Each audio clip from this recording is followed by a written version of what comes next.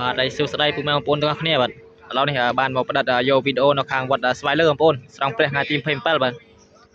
មានទង់បាសចំនួន2វងបាទក្នុងមួយវងមាន2ឈុតបាទហើយនេះឈុតខាងស្គរពុកបងប្អូន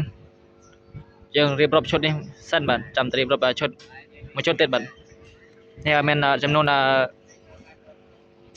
គ្រាប់បងប្អូន20គ្រាប់20គ្រាប់សាប់20គ្រាប់សាប់គឺថាអេមតែម្ដងបងប្អូនបាទខាងវត្តស្វាយលើបាទហើយកែងដែកពណ៌សបងប្អូនដល់វាទៅមើលចិត្តតិចបាទអេម20គ្រាប់សាប់នេះគឺថាអេមដល់ហើយបងប្អូនបាទ20គ្រាប់សាប់បាទ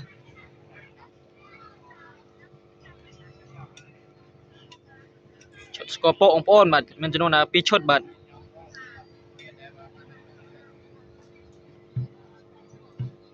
ហើយយើងទៅរៀបរាប់មើលមួយឈុតទៀតបងប្អូនបាទអូនិយាយអត់ច្បាស់បងប្អូនជិះមកពីឆ្ងាយពេកបាទជិះមកឆ្ងាយដែរបងប្អូន50គីឡូជាងបាទបីមកថតវីដេអូបាទហើយនេះ16គ្រាប់សាប់បងប្អូន16គ្រាប់សាប់បាទ6គ្រាប់សាប់កែងដែកពណ៌ខៀវ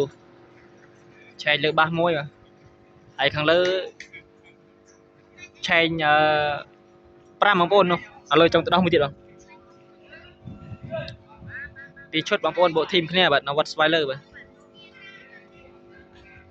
ពេញលេងបងប្អូនអើយចាំស្ដាប់សំឡេងបាទនេះខ្ញុំផ្ដិតយកវីដេអូទ្រុសសិនបាទនិយាយមិនសូវច្បាស់ទេបងប្អូនញញមាត់បាទមករើឆ្ងាយដែរបាទពីឈុតបាទអេមកប់បងប្អូនបាទហើយម៉ាស៊ីនភ្លើងក្នុងក្រោយបងប្អូនម៉ាស៊ីនភ្លើងបាទនោះម៉ាស៊ីនភ្លើងបងប្អូនបាទ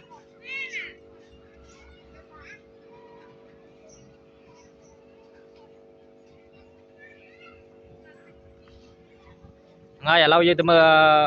មួយវងទៀតបាទអានេះមួយវងទី1ឥឡូវយើងទៅមើលមួយវងទៀតបាទ2វងបាទទាំងបាស2វងបាទ